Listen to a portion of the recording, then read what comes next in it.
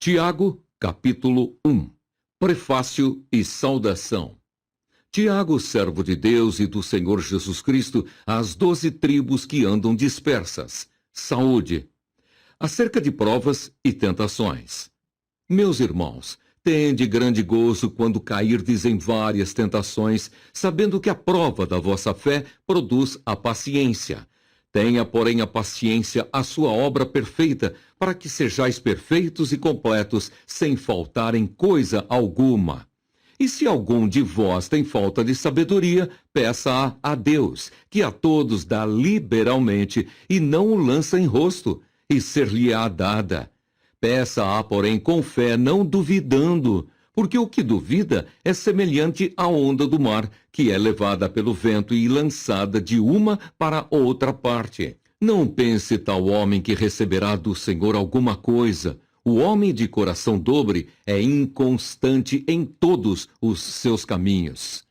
Mas glorie-se o irmão abatido na sua exaltação e o rico em seu abatimento, porque ele passará como a flor da erva. Porque sai o sol com ardor e a erva seca, e a sua flor cai, e a formosa aparência do seu aspecto perece. Assim se murchará também o rico em seus caminhos. Bem-aventurado o varão que sofre a tentação, porque quando for provado, receberá a coroa da vida, a qual o Senhor tem prometido aos que o amam. Ninguém sendo tentado diga, de Deus sou tentado, porque Deus não pode ser tentado pelo mal e a ninguém tenta. Mas cada um é tentado quando atraído e engodado pela sua própria concupiscência.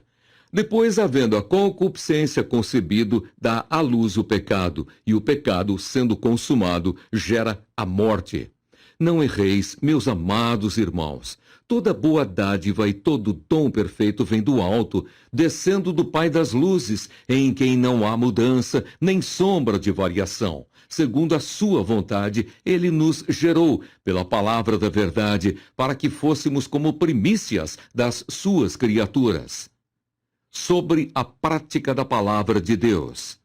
Sabeis isto, meus amados irmãos, mas todo homem seja pronto para ouvir, tardio para falar, tardio para se irar, porque a ira do homem não opera a justiça de Deus, pelo que, rejeitando toda a imundícia e acúmulo de malícia, recebei com mansidão a palavra em vós enxertada, a qual pode salvar a vossa alma.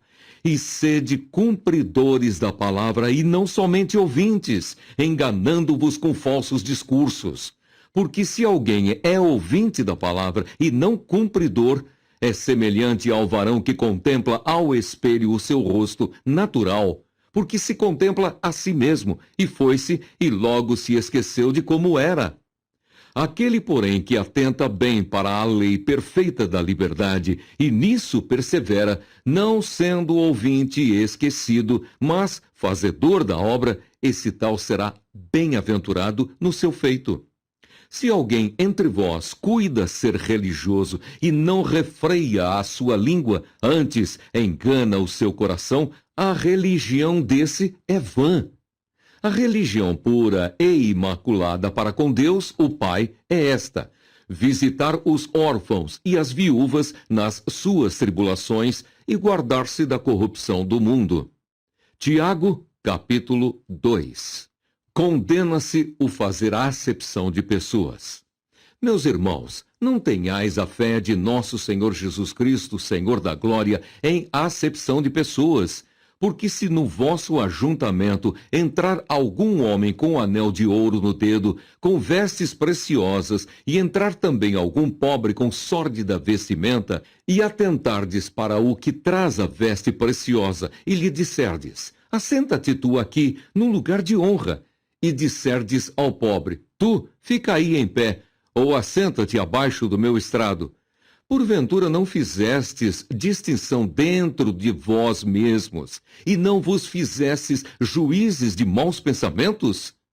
Ouvi, meus amados irmãos, porventura não escolheu Deus aos pobres deste mundo para serem ricos na fé e herdeiros do reino que prometeu aos que o amam? Mas vós desonrastes o pobre.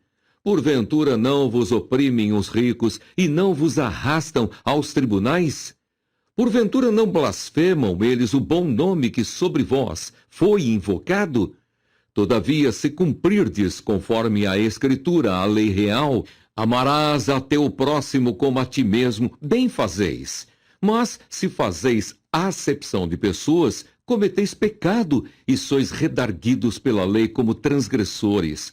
Porque qualquer que guardar toda a lei e tropeçar em um só ponto, tornou-se culpado de todos.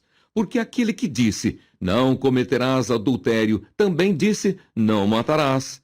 Se tu, pois, não cometeres adultério, mas matares, estás feito transgressor da lei. Assim falai e assim procedei, como devendo ser julgados pela lei da liberdade. Porque o juízo será sem misericórdia sobre aquele que não fez misericórdia, e a misericórdia triunfa sobre o juízo.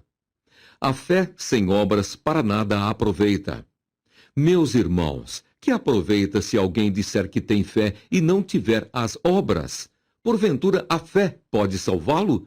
E se o irmão ou a irmã estiverem nus e tiverem falta de mantimento cotidiano, e algum de vós lhes disser, ide em paz, aquietai-vos e fartai-vos, e lhes não derdes as coisas necessárias para o corpo, que proveito virá daí? Assim também a fé, se não tiver as obras, é morta em si mesma. Mas dirá alguém, tu tens a fé e eu tenho as obras. Mostra-me a tua fé sem as tuas obras, e eu te mostrarei a minha fé pelas minhas obras. Tu crês que há um só Deus? Fazes bem, também os demônios o creem e estremecem.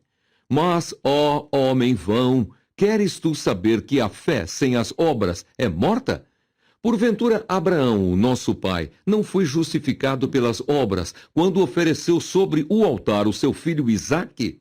Bem vês que a fé cooperou com as suas obras, e que pelas obras a fé foi aperfeiçoada, e cumpriu-se a Escritura, que diz, e creu Abraão em Deus, e foi-lhe isso imputado como justiça, e foi chamado o amigo de Deus. Vedes então que o homem é justificado pelas obras, e não somente pela fé. E de igual modo, Raabe, a meretriz, não foi também justificada pelas obras, quando recolheu os emissários e os despediu por outro caminho? Porque assim como o corpo sem o espírito está morto, assim também a fé sem obras é morta. Tiago, capítulo 3. Sobre o tropeço na palavra. Meus irmãos, muitos de vós não sejam mestres, sabendo que receberemos mais duro juízo, porque todos tropeçamos em muitas coisas. Se alguém não tropeça em palavra, o tal varão é perfeito e poderoso para também refrear todo o corpo.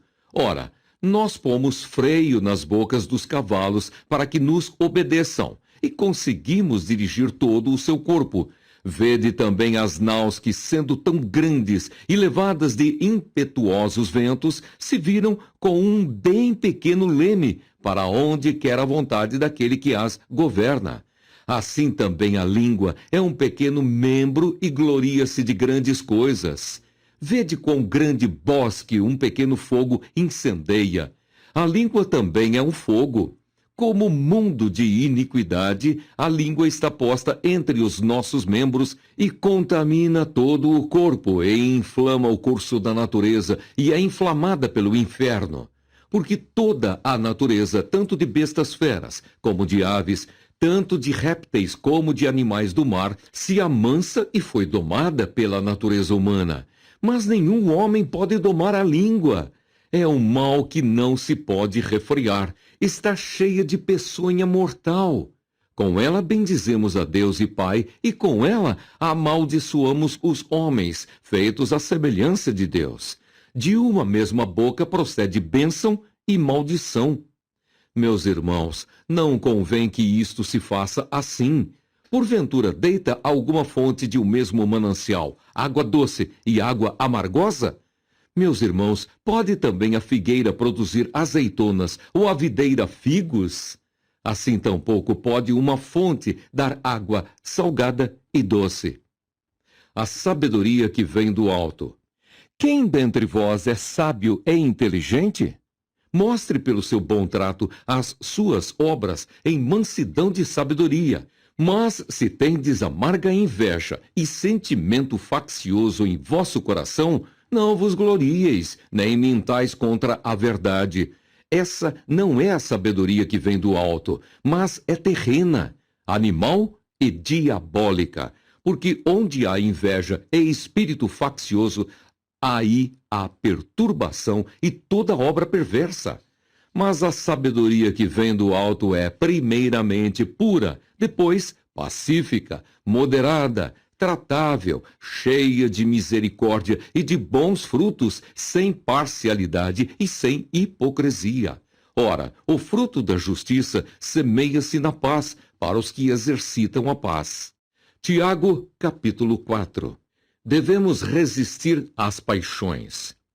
De onde vêm as guerras e pelejas entre vós? Porventura não vem disto a saber dos vossos deleites que nos vossos membros guerreiam?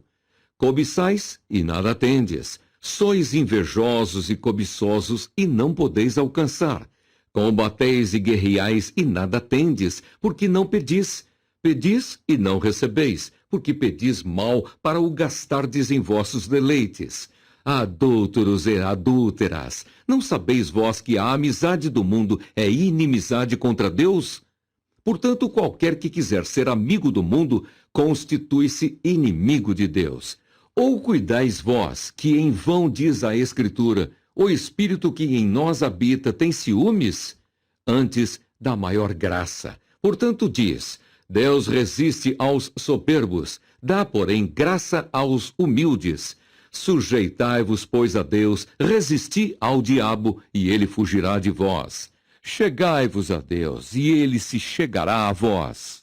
Limpai as mãos, pecadores, e vós de duplo ânimo, purificai o coração. Senti as vossas misérias, e lamentai, e chorai. Converta-se o vosso riso em pranto, e o vosso gozo em tristeza. Humilhai-vos perante o Senhor, e ele vos exaltará. Irmãos, não faleis mal uns dos outros. Quem fala mal de um irmão e julga a seu irmão, fala mal da lei e julga a lei. E se tu julgas a lei, já não és observador da lei, mas juiz. Há só um legislador e um juiz, que pode salvar e destruir. Tu, porém, quem és que julgas a outrem? A falibilidade dos projetos humanos. Eia agora vós que dizeis, hoje ou amanhã iremos a tal cidade, e lá passaremos um ano, e contrataremos e ganharemos. Digo-vos que não sabeis o que acontecerá amanhã, porque que é a vossa vida? É um vapor que aparece por um pouco e depois se desvanece. Em lugar do que devíeis dizer, se o Senhor quiser, e se vivermos, faremos isto ou aquilo. Mas agora vos gloriais em vossas presunções. Toda glória tal como esta é maligna. Aquele, pois, que sabe fazer o bem e o não faz, comete pecado. Tiago, capítulo 5. Condenação dos ricos opressores. Eia, pois, agora vós, ricos, chorai e pranteai por vossas misérias, que sobre vós hão de vir. As vossas riquezas estão apodrecidas, e as vossas vestes estão comidas da traça. O vosso ouro e a vossa prata se enferrujaram, e a sua ferrugem dará testemunho contra vós, e comerá como fogo a vossa carne. Entesourastes para os últimos dias, eis que o salário dos trabalhadores que ceifaram as vossas terras, e que por vós foi diminuído, clama. E os clamores dos que ceifaram entraram nos ouvidos do Senhor dos Exércitos. Deliciosamente vivestes sobre a terra, e vos deleitastes, e cevastes o vosso coração como num dia de matança. Condenastes e matastes o justo, ele não vos resistiu.